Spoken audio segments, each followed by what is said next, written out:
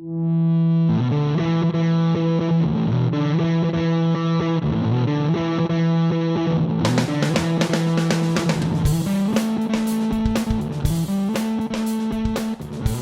and gentlemen, boys and girls, Chernolias, welcome to Tatami Talk. My name is Juan. This is my co partner, Anthony. It's a judo podcast for judo players by two judo players. So, Anthony, how you been doing? It's great. Busy helping my parents move, and COVID numbers are up here, so everything's shut down again. I'm just staying home and working out. I got some gymnastic rings to hook onto my power rack.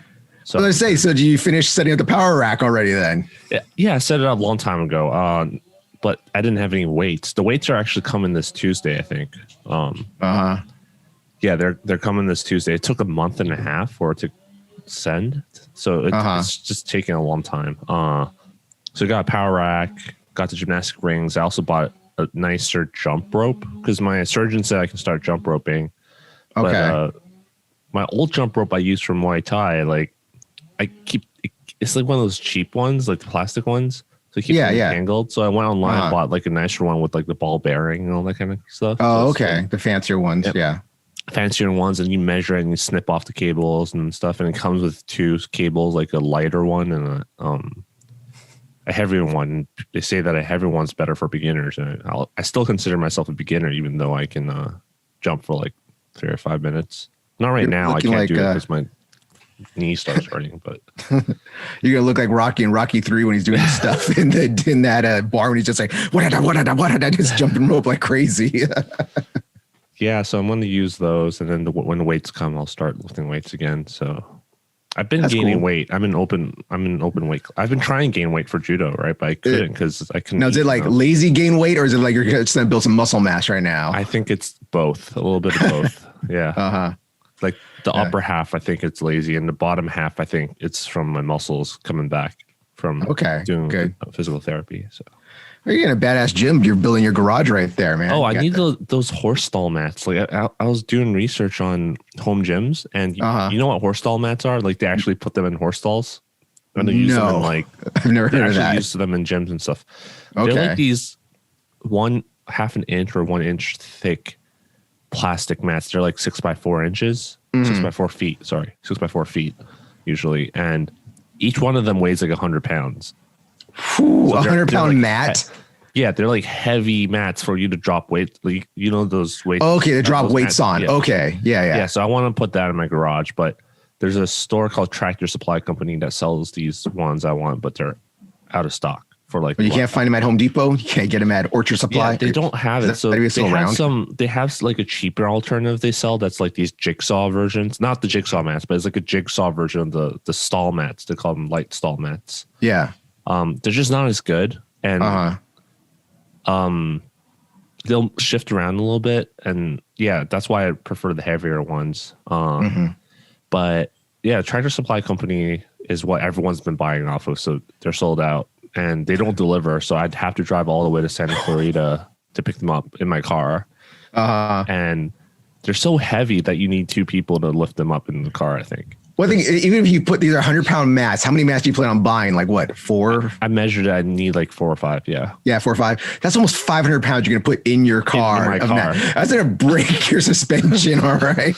So the alternative is I found a local feed store, like a home mom and pop's feed store, and they sell it. But so I might go contact them and see if they sell it, but they don't have the pattern that I want. Like the ones from Tractor Supply Companies has these little notches. Yeah. So the diamond plating kind of? No, it's like circle. It's kind of like bubble wrap or Lego. Okay. It's like Legos. Yeah. They're perfect. Like Legos. All right. Now. Yeah. So the thing is when you do like deadlifts and stuff, when you put the weights down, they don't roll forward as easily because it's not smooth. But I think the ones at the feed store are smooth. So if I do deadlifts or something and put down the weights, they'll roll forward. You put on the weights, so it's gonna keep rolling down right into the car. Yeah, but that's a minor thing, you know. If I really wanted it, I can either wait or just deal with it. It's not a huge deal. I just put some 4x4 blocks down to stop the weight from rolling. So by the time you're done building your gym, Anthony, you'd be like one of these jack guys. You're like, he's like, hey, what's up? I'm Anthony. You'd be like 300 pounds or something. Pure muscle, bro. If I start running again, it'll not be a problem. It's just like when I was training judo, like I was burning more calories than I was eating. Like, I just can't eat that much physically. So the problem is I've been eating and working out less. And that's why my weight gained. And yeah, hopefully I'll lose it all. Is it because you've been eating a lot more Chinese food lately? So you've been hanging out with your parents? No, it's just because of my knee surgery. I couldn't run. Running was what was running and lifting and doing judo and jiu-jitsu was what was keeping my weight down.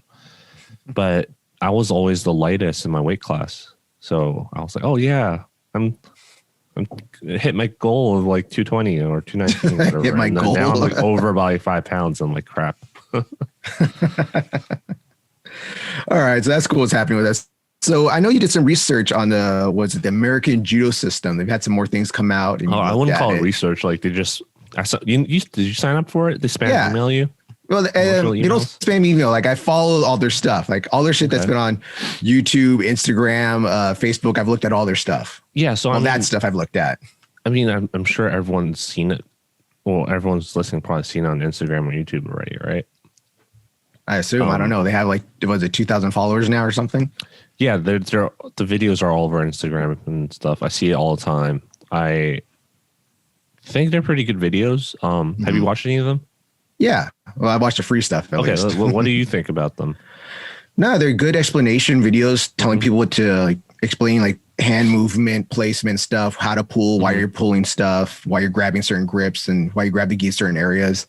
And it's helped me because I watched some stuff as like reviews like, oh yeah, that's exactly why we do it. Or you'll because we all have our own styles and we all get lazy a little bit. We have our own way of doing things. And then seeing someone else so advanced do it, it's like, oh yeah, I forgot about that style. I forgot about that way. And that way is like so much more easier, I think sometimes. So I think that when I looked at them, that's nothing special. Like I've seen that being taught at our dojo and I see it taught at other dojos that I visited. Like it's nothing special. But then I think going back to our previous episode about it, I said that this was good for places where there's no teachers or dojos for you to learn from. So this is exactly what I think is needed.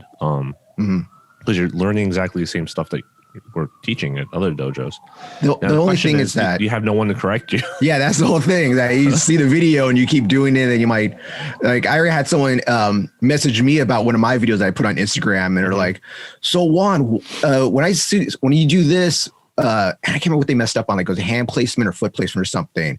And I explained it to them and they said like, oh my God, I didn't understand that from your video. Sorry, that makes a lot more sense now. I was like, yeah, this is why I do this foot placement, or this is why I turn my knee this way into it. Yep. There's all these little subtleties, right? Like someone who's an untrained eye looking at someone do something, it's for anything, not just judo, like any martial art. An untrained eye looking at something, you won't notice these little things. And then as you get better, you're going to start noticing these things.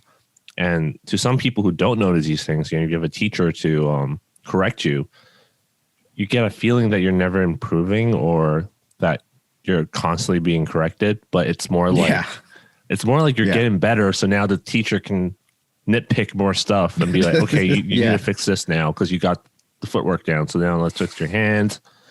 Your wrist needs to rotate a little more. You need to look left a little more, like these little small things. And I feel like that's going to be a struggle to correct with these videos. But it's still better than nothing. It's still better than nothing. But didn't they say, like, I know you told me that they sent you a thing about classes or seminars or something? Yeah. So that's a virtual seminar that they're doing, but I don't know how to do that. That's probably a one-on-one. That's probably a one-on-one kind of system that we're looking for. Like I sent you a video, like Travis Stevens was doing this on, I don't want to say Patreon, or was it YouTube? Like you pay him money, basically. He'll review your competition footage or whatever footage and he'll critique it. Right. Yeah. I think that's the kind of service we are looking for, but I don't think they offer that. So here, if you go on the website, usajudo.com, they have like instructionals, kind of like BJJ Fanatics and Judo Fanatics, all those other videos you see, DVDs they sell, right? And then they have monthly, yearly memberships and stuff that you pay a monthly fee and you get access to the technique videos, a private community group, so like a Facebook group or something, I assume. Okay. And I guess the private community group would serve that purpose because I told you about Grappler's Guide or Striker's Guide? I think you told me about Grappler's Guide before. Yeah, so you paid like, I got it on sale, but it's like supposed to be $200 or $150, but I paid it for $80 and you get like lifetime access to this guy who always uploads basically BJJ and grappling videos. And you get access to this community group and people would upload their stuff and be like, hey, can you look at this and critique it? So you get community feedback. So I think that might provide what we were just talking about. But there can be a lot of noise too, right? When you get that's all not the feedback from the public. Well, that's not a new thing. Like there's been advertising in black belt magazines since I was like in middle school of like what they call like Ronin or rogue martial art people and stuff that will be like, hey, if your dojo closed and you're a brown belt, you're gonna get your black belt, join our federation, join our thing. Then you send us a video of you doing your kata or doing your forms or one steps. Well, this is what they're gonna do about it. They haven't implemented it yet. Yeah, it's the same thing where so you videotape it, you email it to them, they'll watch it, critique it, and they'll send you a letter back being like, hey, you need to work on this, your foot placement's bad here. So it's not a new thing. It's just I think it might be a new thing. You cheat on those videos, like you put a tiny little marker on the mat to like help remind you where to go. A tiny little blue dot, wire on the uke, and just like goes flying. Oh my god, beautiful kata! You just hold them in the air and stuff. It's like a Chinese movie. But this isn't new. Lift them up with one finger, like those showers. Spinning around. What are you making? Kung Fu Hustle or Judo Hustle? No, but but this isn't a new thing. It's been around for a while. This is new for grappling, I think, though. So for judo specifically, it's new. Like I was always saying how, well, at least I was thinking in my head and telling some friends that I wish there was like a grappler's guide, but for judo. This isn't exactly what I had in mind, like, but it's close. And yeah, it's close. So, but I like that they have very basic techniques, like one-handed tie toshi. Well, I wouldn't call that basic, but they have techniques that are usable, and then they go into like strategies, like gripping strategies, breaking grips, and why you want to do things in a certain way, and then explain how, in general, like an overgrip is stronger, right? But in this case, this, and this makes it kind of like a bad situation. So those kind of stuff are very interesting. Plus, I'm really interested in this whole thing is the dojo operations thing, because USA Judo, well, any of the national organizations don't really.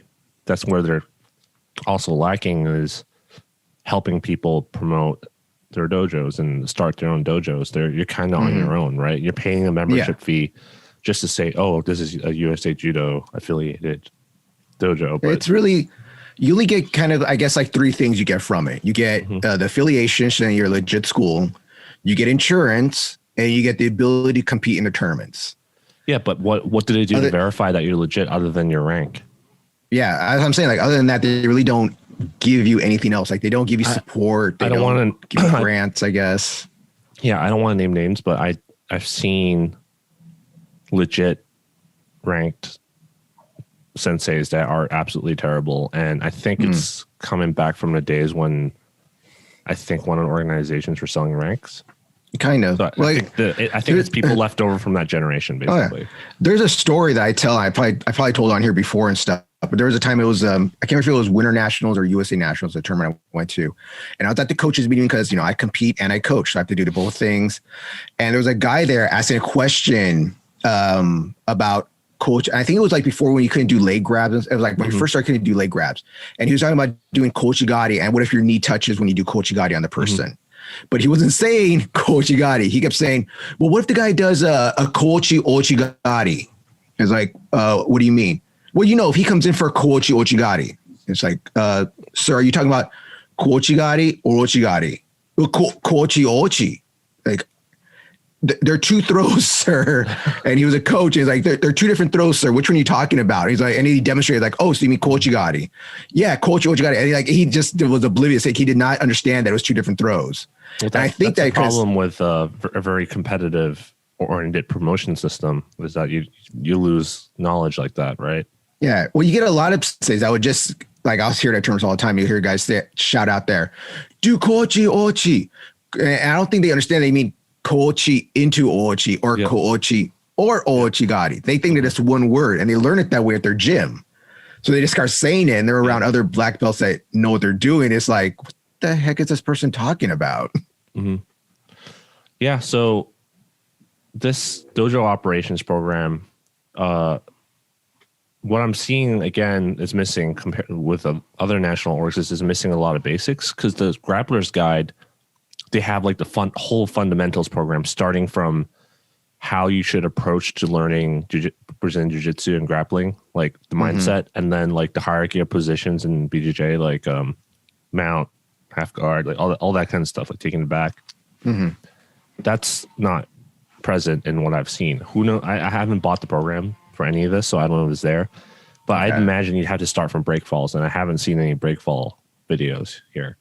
But then again, you can see breakfall being taught on YouTube, but there's also a lot of bad breakfall instructional videos. I've seen brown and black belts that don't even know how to do a forward ukemi right, that do somersault rolls. I mean, and then you tell them like, hey dude, you need to do a forward ukemi correctly. They get mad at you. Like, what do you mean? What's wrong with my forward ukemi? Is like, you're doing a somersault. That's what's wrong, man. I'm sorry. How many times have you heard someone saying like, oh, I gotta stop judo because my back hurts or my knee hurts when I fall because you clap together? I'm like, it's because you're not doing the ukemi properly, right? Yeah.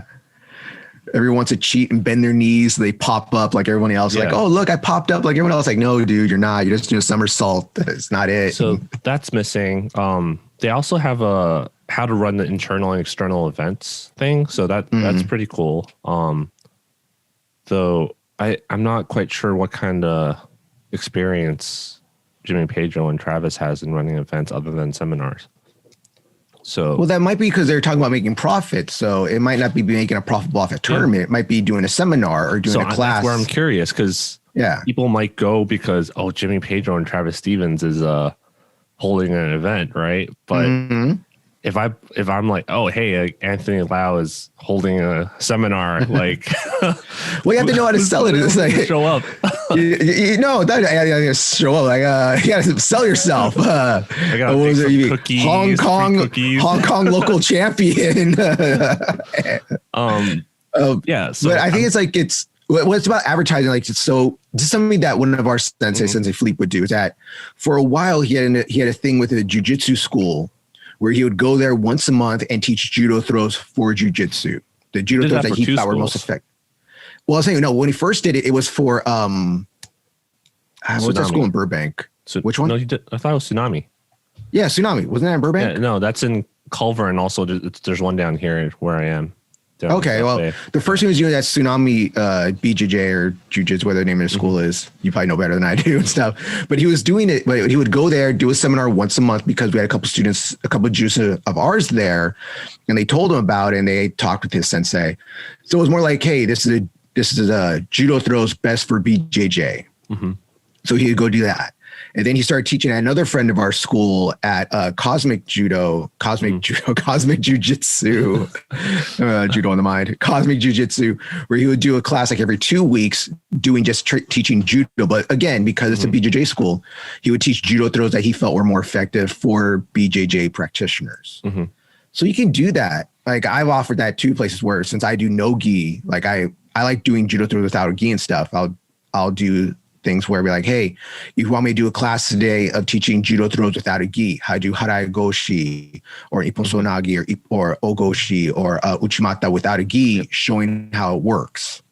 Yeah. So do you watch Shintaro's YouTube videos? I've seen some of them.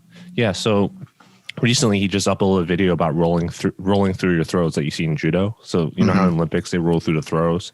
Yeah, because it's like you're rotating so much, you're really committing to the throw because you're trying to get that ippon. But he says like, oh, that might not be the best for self-defense or BJJ or other.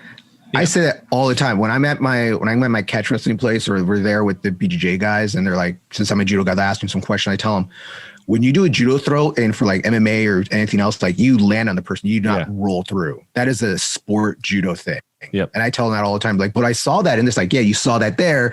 What was that video? It was a world championships. Oh, it was an Olympics. Yes. That's what I'm talking about. Well, one thing they fail to mention is during practice, you roll through your throws so that you don't smash right into your partner's ribs, because that's how you break ribs and collarbones and stuff.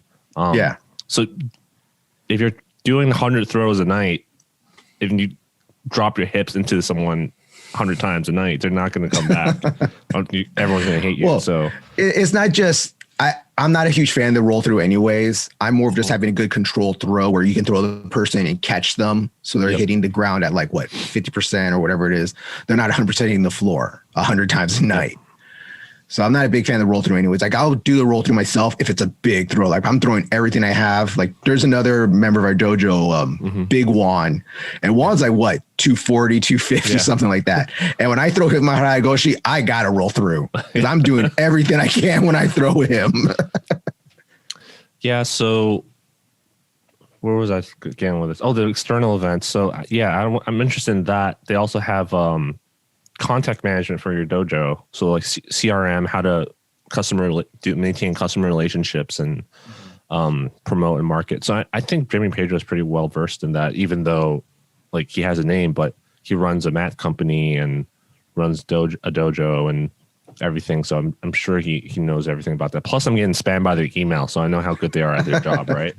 Well, I am getting a lot of Fuji stuff because I bought some stuff on Black Friday. So I'm getting spammed by Fuji every day about sales. Yeah, even if it's not him, like he's hiring the right people to do all this. So that says a lot already compared to some other organizations. So and the last thing that I might actually try out and review is the strength and conditioning program.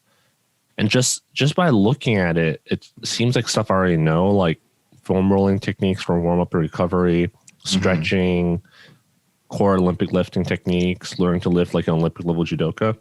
Okay. So I know all that stuff already. This is where it gets interesting. It's programming. Like that's how it differs from most other systems, right? Other programs is how many times do I lift a day? How many times do I lift? Like I'm not going to train like Travis Stevens. Like if he's like, I lift weights like 6 hours a day and then train judo. Like there's no way he lifts 6 hours a day. He maybe 2 at the most. So I don't see it. Yeah. So it depends on how this works, right? So that's why I'm curious in is how many times, which exercise, how often do I switch exercises, all that stuff. Like I'm interested in that. And from reading the description here, it doesn't seem like it's that, but I'm still curious. And now that I'm older, maybe we'll talk about it. Like, I don't want to go too much into it since that's what we're going to talk about after our next topic. But now that I'm older, I need to train smarter. I can't train the same way I used to train when I was like 25, right? Or even 27. Yeah. So if this is like, oh, I'm training Jimmy there who was preparing for USA Nationals and he's like 13, like, or 14, there's no way I'm going to, I have work, I have a wife, like there's no way that's going to work. So I don't know, with the gym you're building, your place, you can do whatever you want, man. It does save a lot of time because when I go to the gym, it's, everyone's fighting over the racks, right? Yeah. Unless I pay like $200 or $300 a month to go to like Equinox or something where no one actually uses those weights. No, my God. Everyone's on their treadmill taking photos for Instagram. Yeah. So, no. Yeah, there. That's so that's that for we'll talk about it more if I do end up buying it. So yeah, it'd be cool. I like to see what the gains are from that. See, I'm always terrible because I grew up not lifting weights really. I grew up just on the mat fighting, sparring, just doing randori, that's my like physical lifting people up. That was my thing. I didn't get into lifting weights till like I was maybe in my mid-20s really. Well, I didn't lift weights until I was in college, and that was when I was like super like strong. But yeah, when I was growing up, I noticed I feel slower and tight. Everything's tight and heavy. Like it wasn't until I started judo and Muay Thai where I was like, oh, I'm not as strong anymore. Like physically, I can't lift as much weight, but I feel the most fit, like agile and healthy and endurance wise. Everything was great. So yeah, judo's great. There's nothing like lifting a person, all right? Yeah. I don't care if you can bench 200 or 300 pounds, whatever. Can you bench a guy off you, all right? Can you lift a man off you when he's on top of you, smashing you with his body weight and pressure, all right? So do you want to get into our next topic now, or is there anything else you want to talk about? All right, let's go move on. All right, so our next topic, so we're talking about Jimmy Pedro and stuff. Let's talk about one of his students. Let's talk about Kayla Harrison. So the reason I want to bring up Kayla Harrison is because she's one of the best judo players in the world, the first American to get a gold medal at the Olympics, 2-time gold medalist, and now she's going to MMA. Now, some of you may know or may not know, if you guys follow MMA, is that she had a fight maybe about 2 weeks ago now in Invicta. And in Invicta, this is her first time ever fighting at 145 pounds. What do you call that weight class? Is it bantamweight? Let me think. Let me see. I think it might be bantamweight. I don't know. I didn't write it down. No, it's a featherweight. Featherweight? It was her featherweight debut. Wow. Now, for most of our people that watch our podcast and stuff, is that so in America, in MMA, yeah, featherweight is at 145 pounds. Now, so other people can understand, for kilograms, that is about 65.7 kilograms. Mm-hmm. Now, the reason her going to featherweight is interesting is because her normal weight class in MMA is 155. And 155 is only fought at PFL, her normal federation, where she is the 2019 PFL women's lightweight champion. And what's featherweight? Let's see. See, that's lightweight. 155 is around 70.3 kilograms. Mm-hmm. Now, the interesting to me is that now she's shown that she can make featherweight. She looked good. She looked amazing at featherweight. Yeah. Like, her fight was great. Like, she got the girl with, Diashi Borai in the first round. Mm-hmm. She killed her with elbows in the first round, making a huge gash on her head, cutting her open. Oh yeah, I saw a picture. I didn't watch the fight, but I saw the Instagram highlights in the end. Yeah. So in the first round, bars or something, right, or chokes, but yeah, usually armbar strikes. So the reason is because she normally fights in the PFL, like I said. PFL is a tournament-based MMA fighting organization. Mm-hmm. So because it's tournament-based, they don't allow elbows. I don't even think they allow elbows in the finals. So there's no elbows in any of their matches. So this is her first time fighting in an organization that allowed elbows. Mm-hmm.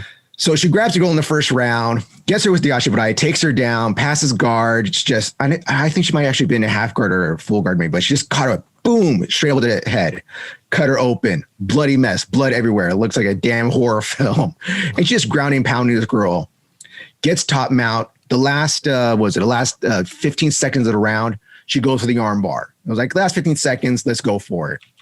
Goes for it. It ends, end of the round. Then they go into the next round. Next round, she gets the girl again. Okay, they're up against the fence. Blah blah blah. Get her up the fence. She gets her with Tanyo Otoshi. That's what it was. She grabbed her, took her down Tanyo Otoshi. Again, ground and pound the girl in half guard. More ground and pound. Passes guard. Gets top mount. More ground and pound. It's just like, and the blood is getting everywhere. Like, people can't. I know it's like someone can't handle blood stuff. Don't watch this match if you can handle blood. Like, it looks like a damn like she was painting or something with her face. So in the end, she gets her in what they call in American MMA the crucifix position. And I think it was just one of my favorites. Yeah, she gets her in crucifix. I think it's like a Yokoshi Okatame on the shoulders mostly. So her legs are tied up. Her one arm is tied up with her legs. A top-mounted crucifix or a bottom? Top-mounted crucifix. Okay. That's hard to get. So no, what do you mean? Kayla is on top of the girl. Yeah, that's hard to. I think that's hard. Usually, you think it's hard to get into it. Yeah. I don't know if it's too hard. I don't know. It's Kayla Harrison we're talking about here, okay? 6-degree black belt, 2-time Olympian. I think it's just Jikokujime, but yeah, go ahead. But so she gets there, ground and pound, like I think it was like 10 seconds left in the round or like 15 seconds. I can't remember what it was. The ref is just like, nope, that's enough. That's it. And Kayla Harrison comes out looking like a damn axe murderer. She's bloody. Even her face reaction is like, oh my God, I can't, did I do that? Oh, what's the other corner thinking? I'm always thinking about that. But I'm not an MMA fighter, so I don't know. Yeah, maybe just throwing the towel at that point because it was just blood everywhere. But it makes it interesting because she looked great. She looked amazing at 145. What makes it interesting is that if she can make 145 now, that opens up the door for her to go to the UFC. It opens up the opens up for her to go to Bellator. And at Bellator, she got a very interesting fight with Cyborg that everybody always wanted to see Ronda versus Cyborg. Well, we couldn't get that, but maybe we can get Kayla versus Cyborg. And Cyborg's basically retired. I think Kayla Harrison kind of missed the train there. Like I wanted to see that fight. I don't know. Cyborg could have gone up to 55. They could have done a catch weight or something. Easily. Easily. They should have made that a thing. I think Kayla probably wanted to get like a repertoire record before going to UFC, or maybe UFC didn't want to sign her, or maybe she prefers to help the PFL out or something. I don't know. Well, but it comes to me like if CM Punk can get into UFC, I think Kayla Harrison can. Like I definitely think she can. That's why it makes it interesting to me. That shows that okay, she can make 145. We have that division somewhat. We have like 5 women that fight at 145 in our division, with Nunes being the champion right now. If she does well here, maybe when her contract ends with PFL, or maybe we'll buy her contract out from PFL to bring her over. Because the interesting thing is that Invicta, I always get the name of that place wrong. Invicta is kind of a feeder system for the UFC's women's division. Yeah, it is. My old kickboxing coach fights for Invicta. So yeah. And so it shows that she can make this weight, and she looked great at it. Like she didn't look gaunt. She didn't look tired. She didn't like she fought the second round just as strong. And the way she took her down the second round is like, which was what? Like the girl got back up, and the one that took her down actually finished the match with this huge Monotogari. Like it was a huge Monotogari. She just picked her up, slammed her down, and people don't know what that is. It's a double leg. So, that's the one that finished it. Some people say it's a little different from double leg, but yeah, but it's just similar. People can understand what it is. Yep. If you do a real judo double leg, the guy will break their neck. All right. It's not done that way anymore. So I was watching, I follow Kayla Harrison on Instagram, and apparently some people were saying she was on steroids for that fight. I'm just like, have you seen her in the Olympics? Like, yeah. Like, do you understand how much weight that she had to cut? Because, okay, let's look at it. Okay. When Kayla Harrison first started competing internationally in judo, I think she was still a junior or something. Her first few tournaments were at, 63 kilograms. For American viewers, that's 138.8 pounds. All right. But she didn't start making a name for herself or doing well until she won the Pan Ams with a bronze at 70 kilograms. So she goes from being 63 kilograms, goes up to 70 kilograms. For American viewers, that's 154.3 pounds. That's already lower than 155. But she made the big name for herself when she became popular and people knew who she was, is when she got the 2 gold medals. She became the world champion and got the bronze also. Was it 2-time bronze or 1-time bronze? Is it 2-time bronze? 2 times gold. No, 2-time gold medals in the Olympics, 1-time world champion. And she got in world, she took like what? I know she got some more medals in gold. Maybe it was. Yeah, a lot of medals. Yeah, I know she got some more medals. But that's when she made her big name for herself at 78 kilograms. Now, an American, that is 171.9 pounds. Now, I'm not saying she weighed that much, but that's the weight class she was fighting at. Those are the women that she was fighting where she was the best in the world 2 times, best in the world. Well, I think 3 times actually, because she had 2 gold medals in the Olympics and 1 world championships. Yeah, and when you're up there, you're going to get tested a lot. So we're not fighting one match and then be like, okay, 1 fight, we're done for today. No, she's fighting like what, 6 times in one day, 7 matches. All right. And this is back when the matches were what? Were they 4 minutes or 5 minutes back then?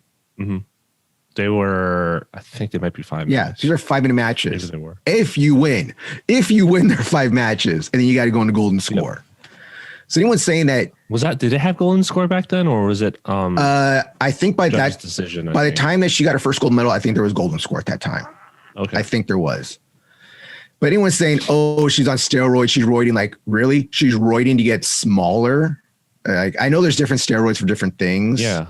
But when most people think about roids of some sort, it's always to get bigger muscles, to get stronger. Yeah. And you're going to tell me she's going to cut weight from, in American, again, in English, 171.9 pounds to cut all the way down to 145. Get the fuck out of here.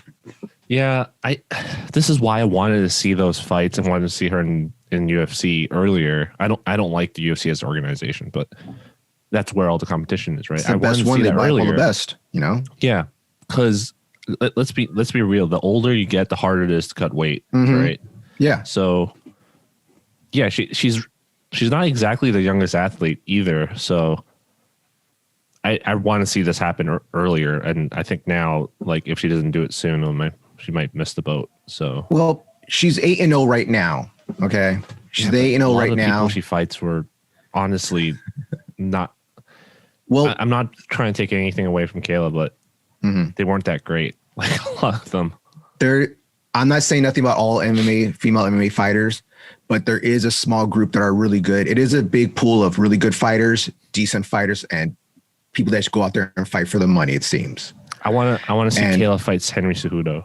I totally stand for the pay-per-view for that. If you ever watched that interview with them, they don't came to blows, it seems like. And like Khabib was gonna ref the match, it looked like right there. And Mike Tyson came out and fought again. We can make that happen. I'll commentate just like how Snoop Dogg was commentating the match. Oh, dude's like my aunt and uncle fighting right now in the bar at a barbecue. So this is just crazy to me to think that like how much weight that she lost, just like how much she's cut down, and she looked great. That's my thing. Like some people when they cut down weight and stuff, they look, and then when they lose, they blame it on the weight cut. You know? Yeah, they have no energy. They're focusing so much on losing weight and not enough on practicing. And you have to give it up for a team at American Top Team in Florida, which trains that. They know how to train her. They're having her fight. How do you say it? Fight to her advantages. Yeah. You know, they're not trying to make her into a striker. They're not trying to make her into a kickboxer. She has okay striking, but she knows what brought her to the dance. Yep. And that's her grappling. That's her judo. Take him down and just ground him down. People she fought and all these up and coming people don't have the advantage of being part of those top level teams to train them. So I feel like it's a huge waste that she's not fighting in the UFC. But I don't know what kind of roadblocks she's running into or problems. So. Well, I think it's that she just didn't want to get. I could see that if the UFC did sign her immediately, that should have been tossed to the wolves immediately. That would have just been like big name, giving her big money. Let's have some big fights immediately. Her going to the PFL and going up those ranks, having those tune-up fights, you would say, and then fighting like better and better competition is building her up. You know, because I also think that's ONE FC. ONE FC, what is it, freak show fights and stuff? What? It's not freak show fights. It's very like judo. Like some of the fights, some people fight 2 to 3 matches a night. Like it's kind of like a bracket system. So you fight one and then you go towards the end. So it'd be interesting to see that too. Well, you know, ONE FC also does have tournaments and stuff. Yes, like the one that Mighty Mouse one, but the one Mighty Mouse won last year and stuff. I like ONE FC a lot. Did you watch the fight this last weekend? I haven't actually. Yeah, the one that was 2 days ago or 3 days ago. I like it because it's different types of Muay Thai, MMA, and kickboxing, and it's just interesting because you get to watch all of that in one night. And I think ONE FC. This is my opinion. ONE FC was just trying to be an MMA organization. They were doing okay, but once they started doing like ONE FC kickboxing matches, ONE FC Muay Thai matches, ONE FC boxing matches. I love. No, they're cool. It's very interesting to see. It's so hard to find kickboxing Muay Thai matches to watch. Well, okay, you're gonna have a ONE FC Muay Thai match with MMA gloves in an octagon with Muay Thai rules. It's interesting. You can't use the guard the same way anymore. Change. Yeah, you don't have big gloves to block your face with. Yeah, and also when you don't fight in an octagon, you fight in like MMA. I'm talking about MMA fights, not Muay Thai. When you watch MMA fights, they use the same ring, the square ring that you use for the Muay Thai fights. It changes a lot, the footwork and the movement and the strategy that they use. I don't know if people notice that because it totally does. Like that's one interesting thing about ONE FC is that they do ring fights in a boxing ring or kickboxing ring, and then they do MMA fights, or they do fights also in a round cage.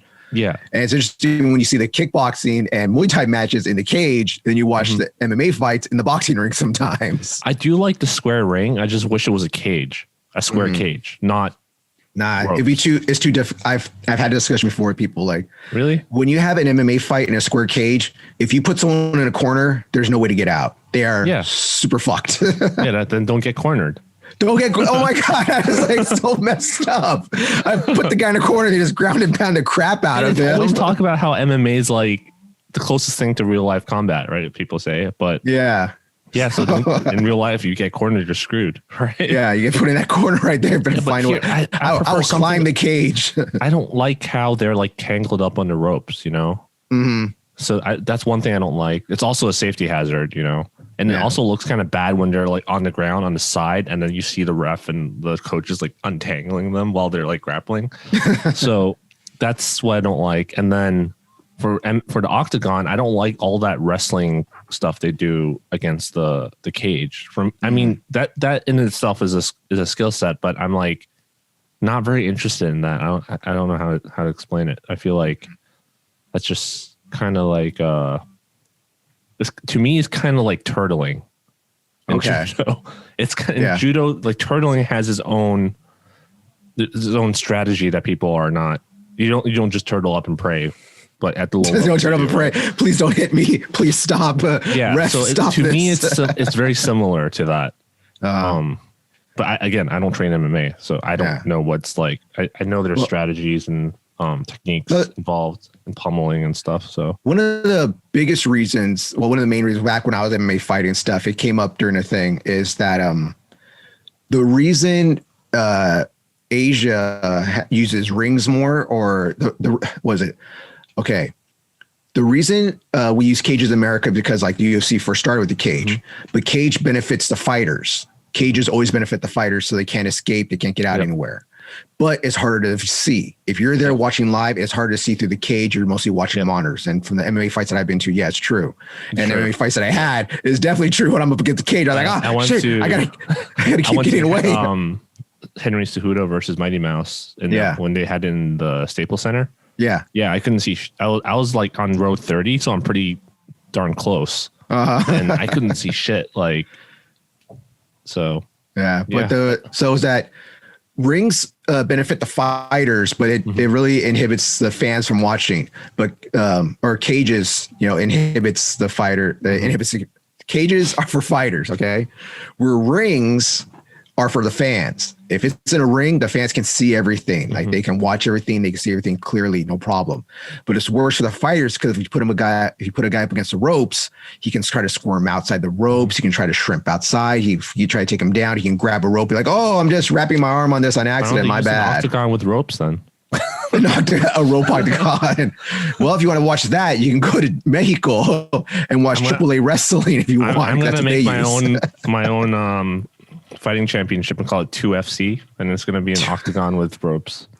An octagon with ropes with fire around it and sharks. And they're electrified. All right, let's get back to Kayla Harrison, our original theme we're talking about. So yeah, it would be great to see her in the UFC. I'll be really excited watching the UFC. I'd be really excited to see her in Bellator with some of those girls, because they got good women at Bellator and UFC at 145. But it's all about if she can get out the contract of the PFL.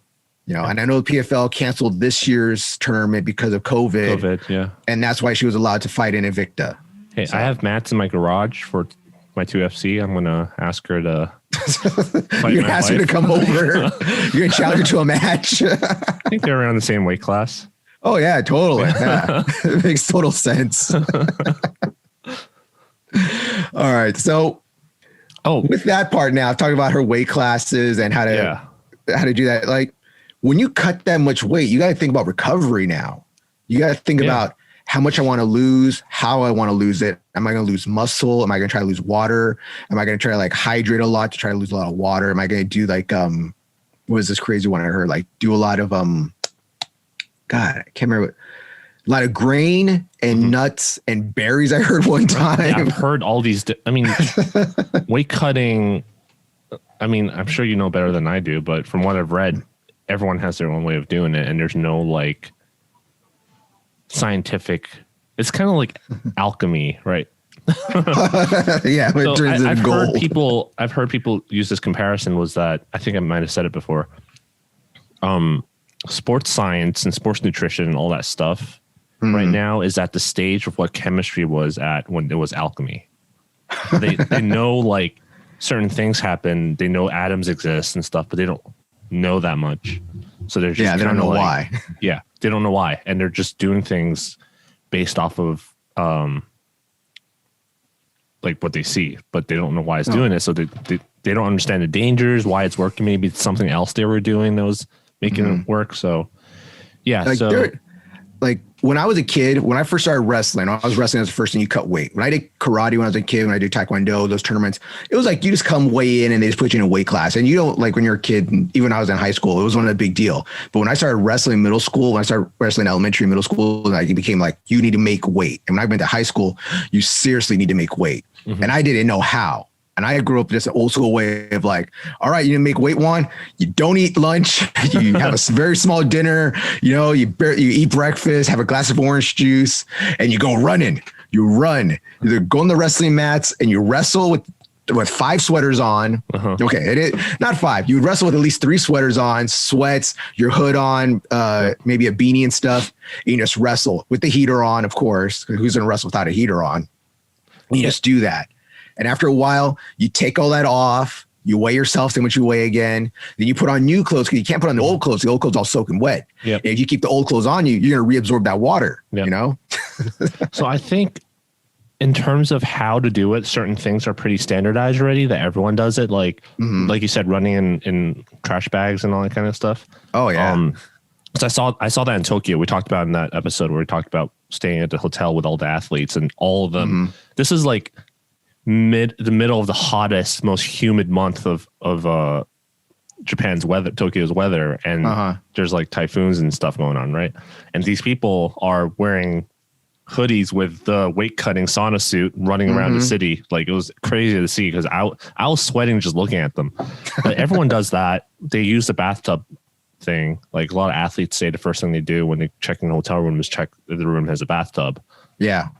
So those are pretty standardized. And I think where it actually differs is nutrition and timing, like when to do this stuff. So I think that's where I wish I knew the bathtub thing when I was in high school. Okay, I wish I learned the bathtub thing when I was in college still.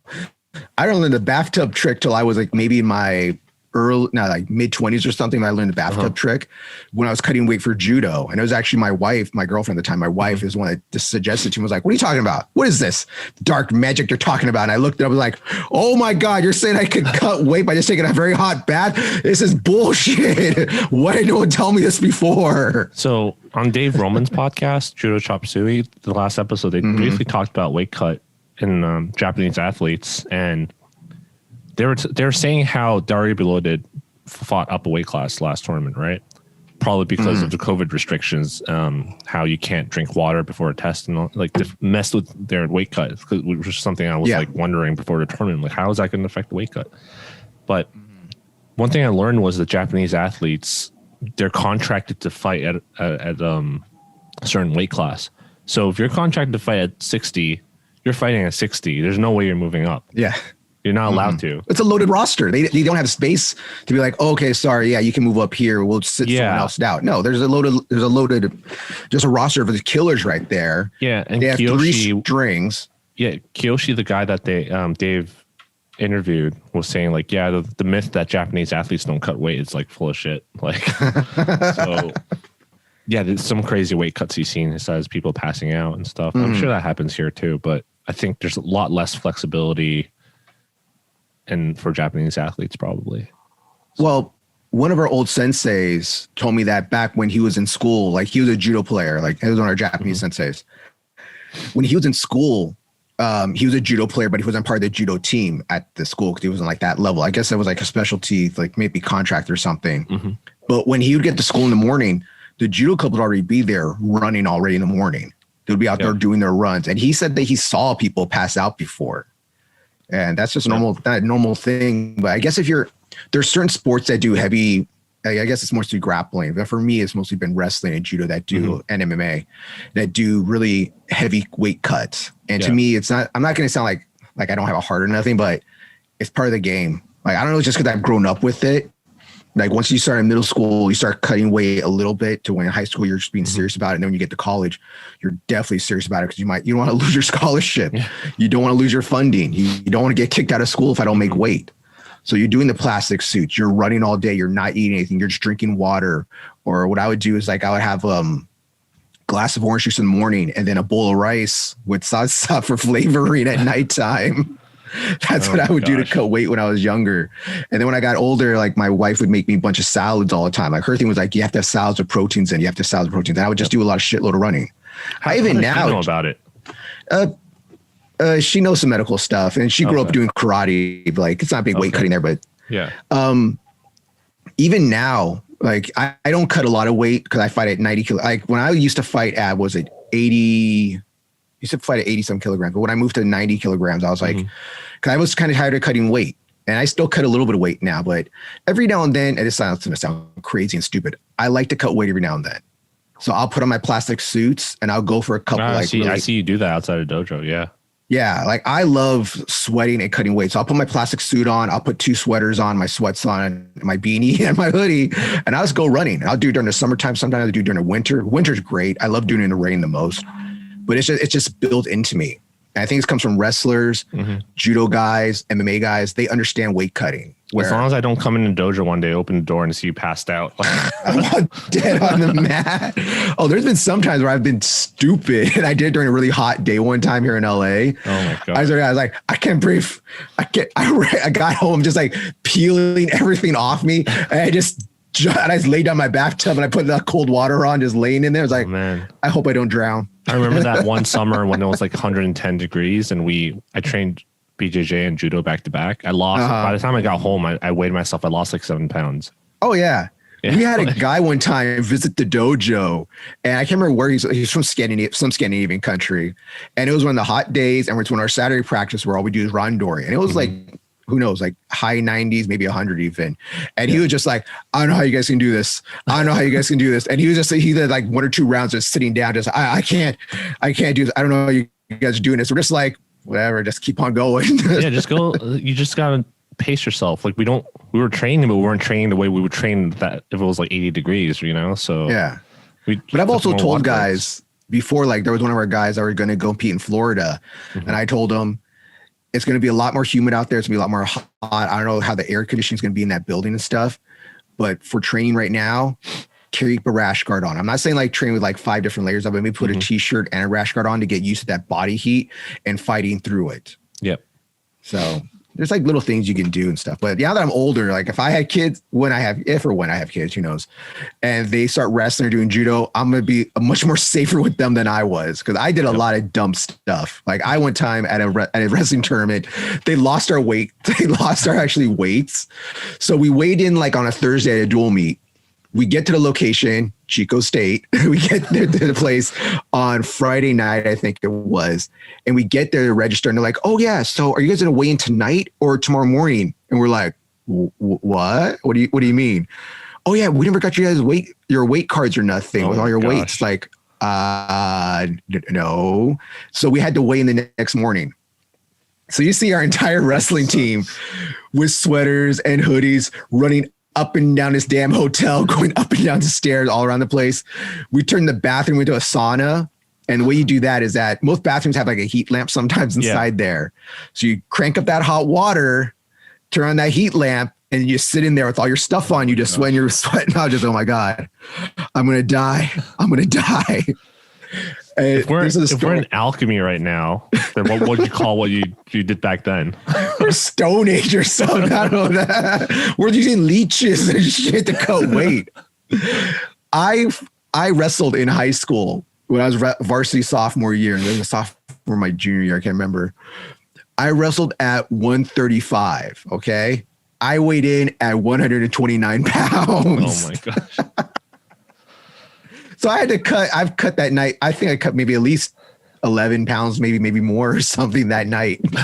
But at least 11 pounds. I never had to cut weight. I always was trying to gain weight. So that's my problem. Yeah, that's my problem. But it's funny, when I fought MMA, I didn't mind being light. Like I fought 170 a few times in my amateur when I had my smoker fights back in California when MMA was illegal. But I had most of my fights at 185. And those cuts were sometimes kind of bad, but I was a little bit smaller than most guys because those guys are cutting from like 200 plus. Ramda's cutting from 190, 200 cutting down. Yeah. My last fight I had was at 170, which that was kind of interesting. cut. That was like, gotta take this real serious now. Took me like almost a month to get down, but I fought down a weight class since I moved to California, and people are just way too fast for me. I can't. That's the thing with me. Also, I'm getting older. All right. I'm getting older. I'm damn near 40. All right. I'm 38 right now. And when I go down to lower weight class, I'm like, these guys are too young, moving too damn fast. Stop. All right.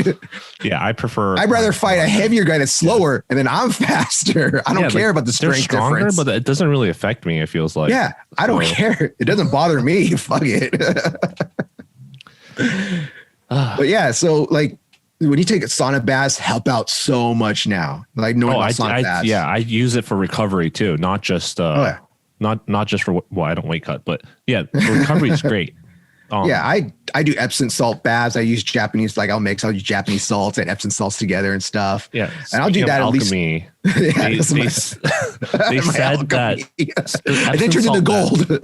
The Epsom salt bath and the sauna, they've shown that it has increased like performance and recovery, but they don't know why. Like they can't. There's no evidence that it does that, but people do perform better and recover better. Well, the whole thing of like heat just disperses your blood flow. Okay, this is just that's my crackpot theory now. Yeah. Now, so how heat it like makes your blood flow more. I feel okay because the blood comes to your top level and stuff. You see how red you get like a lobster when you get out of sauna bath. Yeah, that's the Chinese medicinal thing too. Heat instead of ice. Tiger balm. Well, that was the thing that was popular for. I can't remember when it was, but that was coming popular for. I want to say like 5 years ago. They're starting to say, "Oh, don't put ice on that anymore. Ice is bad. Instead, put heat instead." Yep. So put hot rags or get icy hot or Bengay or whatever other stuff. So I've read studies about that, and they say for the first 48 hours, icing it was good, or 24 hours. If it's an injury, I think it's 48 hours. But if it's just like sore from practice, ice it for the first 24 hours. That's where the ice bath comes in, right? I've actually tried the ice bath thing. It actually works. So you ice it to stop the lactic acid from coming out, I think. And then so you don't get sore and you can train. It stops it from building up. It stops it from going there and just staying there. And that's what creates the soreness and the bruise, apparently. So ice first, and then afterwards heat, like hot baths, hot sauna, all that stuff helps recovery. So that's what I've been doing. Personally. Yeah. So no, like that's icy hots and stuff. No, but like for me, what I use also is that because I have a lot of joint pain and messed up from stuff. I use what's called like a Tylenol rub or hot rubs.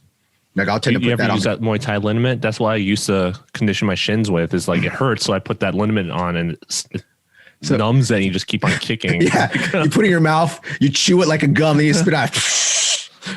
You're like, I'll fight anybody now. Thai fights. You see them laying down and people are massaging them. They're massaging them with this thing. So they don't feel anything. That's cheating. That is cheating right there. I remember I saw that in, I can't remember if it was Tum Young Goon or The Protector, one of those Tony Jaa films that he does that. Like, oh, I know what that is. He's getting ready to fight and kill somebody because he's going to feel nothing. Oh man. Like I've read stories about you because those bombs and stuff are made off of menthol, right? Yeah. And you can actually get poisoning from applying too much menthol poisoning. Yeah. Menthol poisoning absorbs through your skin and you can poison yourself. So I warn a lot of beginners that like, oh, if you use this stuff, don't use it a lot every single day. Like you're gonna like you see the Thai fighters doing it, but they fight like what, once a month, twice a week. I don't know. Oh no, they'll fight like once a week. What are you talking about? Yeah, but they're not fighting every day and massaging their whole body with it every day, right? So that's what I'm saying. Like you can get poisoning, so just be aware of that.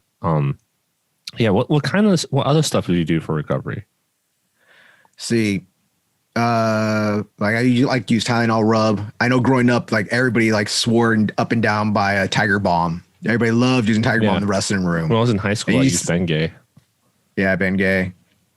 But yeah, like me, I just like take sauna baths. If I do like I said, those really crazy hot run days, I'll take like not an ice bath, but I'll fill the tub with cold water and just dive inside there. But not for a long time. Like I'll be in there for maybe like 5 minutes or something, just for a while. But It's because I can't take all the plastic. I'm like, I can't breathe to just slide inside there, hot, cold water. You mentioned joint pains. When I'm too sore or I have joint pains from too much for lifting, I would go in the pool and do like, those old people like aquatics, acro gymnastics or whatever they call it. Kind of like what GSP, George St. Pierre, was doing when he was recovering. And it does work great. Like it's less strain on your joints and you still get to work out your muscles, right? So I do like squat jumps in the pool. I'll like swim for a bit. I'll just like try and punch and push the water and pull the water around. Like it's really great being in the water. It's a great recovery tool that I think. Oh yeah. It's very underutilized, especially for older people, older athletes, I feel like, that still believe in the whole lift weights, run, train hard, like no pain, no gain kind of thing. Like I think we're starting to see more people training smarter instead of training harder, which is a good thing. But I think we need more advocates for it. Like even in MMA, they talk about how they don't spar hard anymore. They spar. Yeah, some guys say light sparring. Versus, I don't know. I don't know if I believe all when they say that. Like we don't spar hard. That could just be a mental thing. I think they tell another guy like, "Hey, I didn't know sparring during this camp." Yeah. No, I think when they say that, they mean they don't do it like every single day. They maybe do it like once or twice because you're taking damage to your head when you're sparring hard. So it makes total sense, right? Yeah. Yeah. So I think. Well, one thing for me is that a few years ago I messed up my neck during can't remember what it was exactly what it was, but I messed up my neck and I really had some bad pain in my neck. And when I had to do research to figure out like, what can I do? And I went to the doctor about it. They said the same thing. They're like, oh, stay off it. Don't do anything. Don't do this. Then a friend referred me to one of those bone doctors and they looked at my neck and they tried to adjust it for me and stuff. And I found out that a disc was dislodged or messed up. And they're just like, here, take these pills. Don't do judo. You shouldn't do kickboxing anymore. You shouldn't do karate. No head contact. I was like, how am I going to stop doing that? It's like, this is one of the biggest parts of my life. This is my life. I love martial arts. So I started doing my own research and I found out that a lot of, this is going to be kind of weird now because a lot of people are going to think it's stupid. A lot of pro wrestlers have messed up necks also from all the damage they take from bumps. And when someone get older, they figured out that yoga helped them out a lot. Yeah, I've been doing that. Stretching out, doing these positions, holding things really helped out a lot. And this doesn't sound kind of weird because this is a funny, weird story because it's going to come around. Years ago, there was a pro wrestler named DDP, Diamond Dallas Page. And he came out with a yoga program called Yoga for Real Guys, YRG. And it was because of his stuff, because of the stuff that happened to him doing pro wrestling, and he learned yoga and he found all these things that he was like, he wants to figure out things that will help out the neck, the back, for things that was wrong with him and for his friends. So he developed this thing called YRD, Yoga for Real Guys. It's yoga that doesn't like traditional yoga. People are like, oh, it's girly. It's like, no, there's like manly yoga, which sounds stupid nowadays. But the funny thing is that he made an infomercial for his yoga style. And guess who worked on his infomercial in the back row? Simmons? Me. Oh.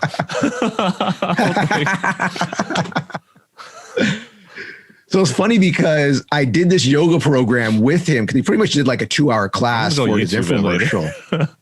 I don't know if I've tried looking for it. I can't find it now. It's because he's changed the name now. It's not called YRG anymore. Now it's called DDP Yoga, just a simpler name.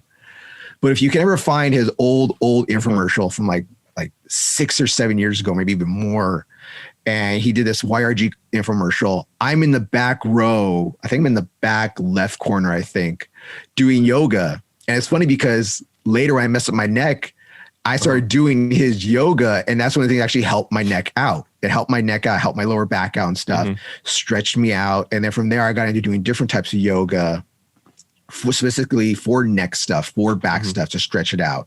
Because of doing judo and karate and all these combat sports, we take a lot of impact on our necks, on our backs and stuff, fighting and being thrown. So doing certain yoga positions like just lengthens your neck out, lengthens your back out and stuff, stretching everything. And I'm a big proponent on stretching anyways. I love stretching. Yeah. I can do the splits now still. If you ever see my Instagram, you see me doing split kicks still. I do splits anytime. So I'm big on stretching already. I'm always stretching all day long. But would need to be stretched with my neck and back. and doing yoga is what helped me out.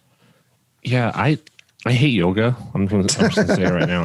I hate it, but I see whenever I try it, I feel so much better. So I have to force myself to do it because I know it's good for my recovery, but I hate it so much. It's kind of like, why do you hate yoga though? Like, what is it? It's very boring. I'm not the kind of person that can sit there when it's all quiet and just like do stuff. Like if I'm sitting there all quiet, I'm going to be meditating. That's what I'm going to be doing. Yeah. I can't like do yoga. I just can't do it.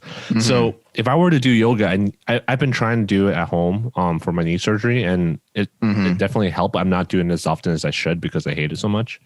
It's kind of like running. I hate running, but I loved Muay Thai and Judo so much that I started running a lot because I saw the benefits of it. Yeah.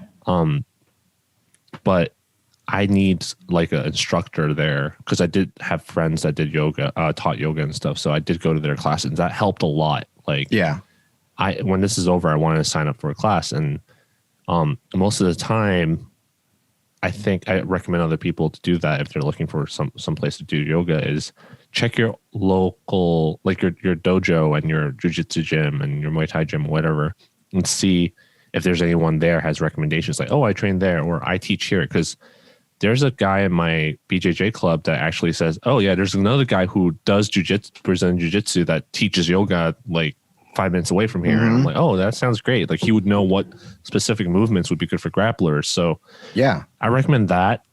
Also, I mentioned the Grappler's Guide earlier in the episode. They started having a yoga for BJJ section. It's a weird thing. You'd be surprised how many grapplers, even like karate guys and boxers and stuff, do yoga to help stretch out the body. It seems like, oh, yoga, it's a woman's thing. Oh, that's only for girls to do. You'd be surprised how many fighters, grapplers do yoga now. Like when I tell people, oh yeah, I do yoga, when like Juan does yoga. There's actually one time at a judo tournament, one of our female members was doing a stretch and I started doing it with her. I started doing the advanced one with her. And she's like looking at me like, now how the hell do you know that? How can you do that? I'm Juan. I'm a jack of all trades. I know everything.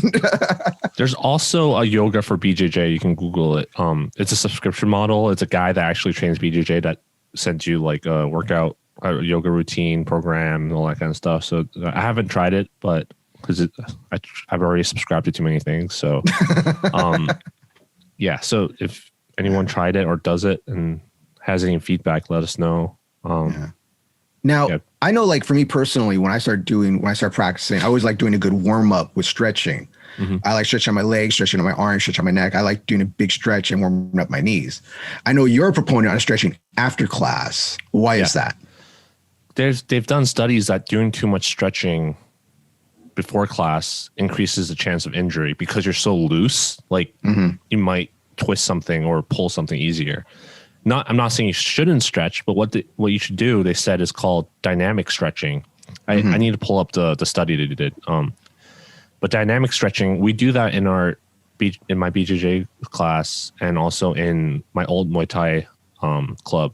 We used to do these dynamic stretching, which is like high knee, like kind of you see some of it in judo already, like high knees, lateral lunges, and just stuff that gets your body hot and warm, right? That's like dynamic stretching with some minor stretching movements.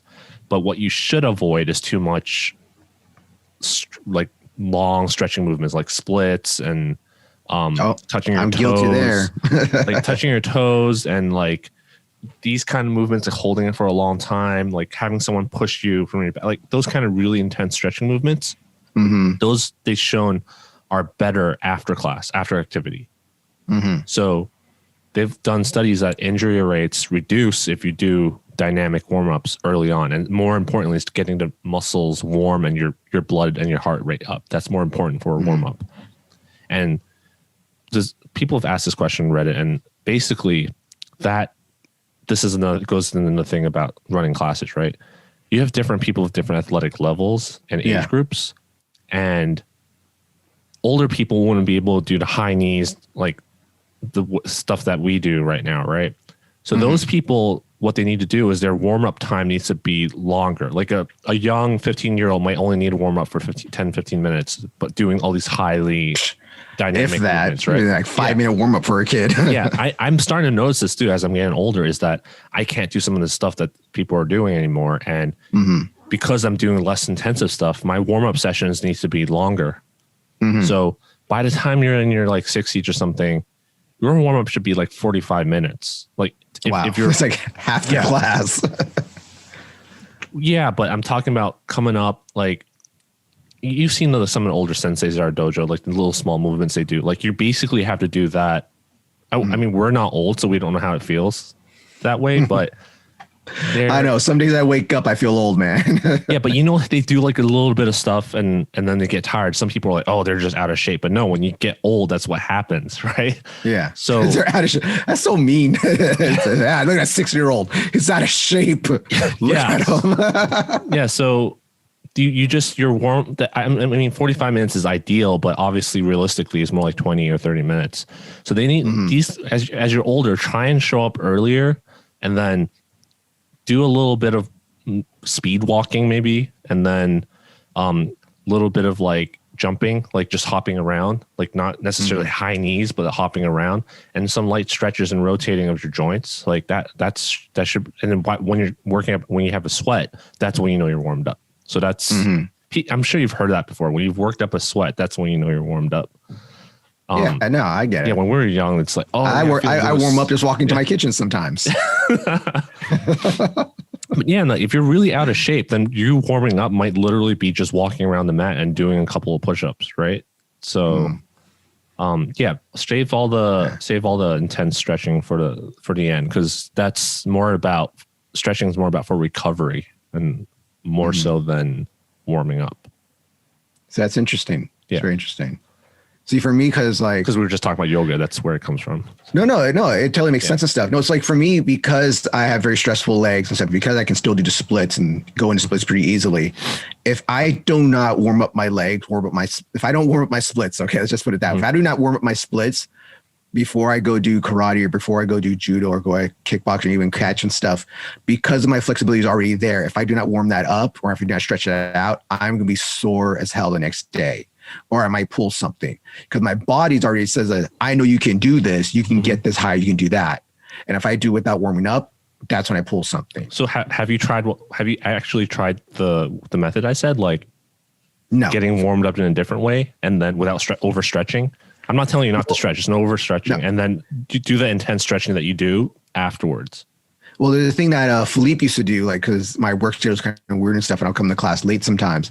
He would be like, your warm up is your stretch. Or he'd be like, your Uchikomi is your warm up. And I'd be like, I need to stretch real quick. Sensei. He's like, no, get on the mat. I'll just be on the mat pulling Uchikomis, right? So they get on the mat. So he's from the old school way of thinking that way too, where you don't need to warm up. You don't need to stretch out. As long as you're doing Uchikomi stuff, that's going to warm you up. Yeah. That is a warm up too. Yeah, that's one way of warming up. That's the warm up right there. Like immediately going to Uchikomis, pulling drills and stuff like that. The problem is too many people go into the Uchikomis right away, like fast. So that's how you powerful too hard. Yeah, you're supposed to start off like nice and slow, right? And then as you get warmed up, you go faster and faster. Like, so for those out there, I don't want them to be like, oh, Uchikomi is a warm up, and then they're like, oh, my ankle, like my knee, my hip. Damn you, Anthony, you lied to me. All right, so Anthony, is there anything else you want to bring up about warm ups or stretching or cool downs at all? Yeah, I think that covers a lot. I mean, one thing we didn't talk about is nutrition, but again, what I tell you, I think that's a separate episode. I think nutrition. Okay. Yeah, but again, it's what works for us. It's not. Yeah, it's not science, but all we can do is talk about our experiences. We can all agree most people don't drink enough water. That I thought you just drink enough beer. I thought you were going to say. We can all agree most people don't drink enough beer. Okay, they don't drink enough water. They don't sleep enough. They overtrain. I used to do that, and I used to train a lot, and I can't do that anymore because of moving to LA. The traffic everywhere. I can't get to training as easily. And also I have other priorities now, but I used to train 3 times a day and also lift weights in between. And I didn't drink enough water. I didn't sleep enough. And I always showed up to practice like tired, exhausted. And then when I started sleeping more, or actually I do something called polyphasic sleeping sometimes. So when I started doing that and getting actual rest and also drinking more water, I was feeling much better in training, like more. And also I had to decrease my the intensity of my weightlifting sessions. So that might sound counterproductive to some people, but if your priority is to be good at grappling and not lifting the most weight, then that makes total sense. Well, so there's one thing one of my old karate had said, are you a karate guy or are you a weightlifter? Are you a bodybuilder or are you a fighter? You know, which one are you? Yeah, we can talk about it next time, but I totally revamped my weightlifting system. It was good to do all the power lifts when you're a beginner and you need those gains. But then afterwards, we can talk about it in detail later, but I recommend this series of books called Tactical Barbell. So they have like a whole series on conditioning and fundamentals and stuff, but it's made for people who don't have enough, like they have a full-time job and stuff and they can't just like dedicate their whole life to training. So it's just basically training smarter. Okay. You're not doing deadlifts at your desk at work, right? You're not just doing that. Yeah. And also you can't imagine you're like a police officer or you're a fireman. If you train that way, even if you have the time and you train that way, and then you show up to work, you can't lift up people and save them because you're sore or you pull the back muscle, you know. I think you need better recovery. Yeah. So it talks about all of that. You don't want to overtrain. You want to train smarter while still seeing results. And what's really important, a lot of people don't do, is measuring your results. And we do this in software engineering too, is you always want to track your metrics and measure your results so you know what's working, what's not working, and adjust it until you see the results you want. So, well, one thing I will say about the sleep is that one of my old karate students actually went to medical school. He's actually doing his internship right now. And one of his, it's kind of weird. Like one of my karate students is now a freaking doctor now. And I asked him for, like, we talked, like last time we visited, we were talking and we were talking about, they were actually talking about stuff like this. And he was talking about sleep. And I was telling him like, well, you know, I can work on like 6 hours sleep. If I get 5, then I know I'm screwed because I have a really weird work schedule because of my job and because of judo and doing other things. I have responsibilities. So if I get 8 or if I get 7 or more, I'm kind of lucky. If I get 8, that's a great night. But I'm usually like around 6 hours a night. And he says, no, Juan, you have to get more. And he was saying that sleep is one of the most important things to help your body recover. It is. And because of what he knows now, that he said he will give up anything but his sleep. He does his math so that he always tries to get at least 8 hours sleep a night. Like, so I don't know what it's like to train at that intensity at that highest level. So it might be different then. But for me, from my research, it's sleep. I don't know how it affects the body, but the mind part of it, the tiredness, for me, it worked because everyone knows what REM sleep is, right? Like rapid eye movement. That's when you're actually resting. So when you sleep the standard 8 hours, you might only get 4 hours of REM sleep when you add there's sleep cycles, right? Goes up and down. So you might only get actual 4 hours of rest. The other times it's just you drifting into sleep and out of sleep and in and out of that cycle. So the polyphasic sleeping thing I was trying was basically saying you want to get into REM as fast as possible and like reduce your overall time of sleeping. So I did that, and in college, because of that, my strict schedule and time, a lot of time I had, I was able to get back with 4 hours of sleep a night in total. So I had all this time during the day to play video games. That's what you spend it on. Playing video games, of course. Not training, not studying like you should be. I felt great. And now that I have a job and everything, I can't do that really, but I take a nap. So I don't want to get too deep into it. But yeah, so sleep is important. But just unless you know what you're doing or you want to experiment, then I wouldn't recommend messing with sleep. So yeah, just try to get your 8 hours, people. Try to get as much as you can. Don't oversleep also as another bad thing. You can't oversleep too much or you'll be drowsy and groggy all day. But all right, so I think that's it that we're going to talk about, like some recovery stuff. There's one more thing I want to talk about before we go. Maruyama versus Abe. What's up? Maruyama versus Abe. I'm going to go the fan favorite. I'm going with Abe. You're gonna go with Abe?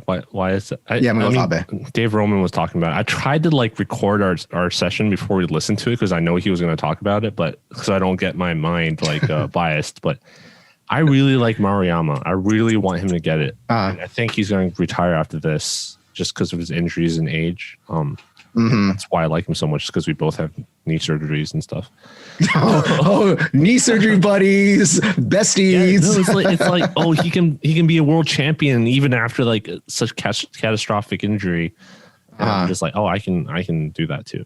Well, not be a world champion, but you can be the best that I can. Hey, you can be a national champion. All right, you can do I could try. USA Judo national champion, winter national champion, summer national champion. You know. Yeah. So, though, I do think Abe has the edge personally. Yeah, because he's younger. So he has shown a wider arsenal of techniques.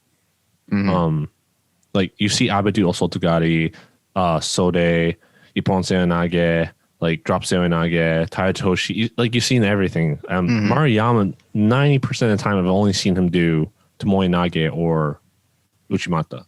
Yeah. Yeah. So, but they're two good techniques, though. Yeah. But then again, it's kind of. I feel like it's kind of ridiculous that you're basing this off of one match, you know? Because like we talked about, you're going to fight 6 or 7 matches throughout the day. But well, that's judo for you, right there. Okay. Well, you want to put money on it? It's all on one match. You want to put some money on it? Well, drink. Want to put a couple beers on it? Yeah, so let's put a couple beers over. You want to put a Mizuno gi on it? No, I have some extra you can have here. An extra. Yeah, I'll 6-pack of beer on Mario. All right. I want him to win.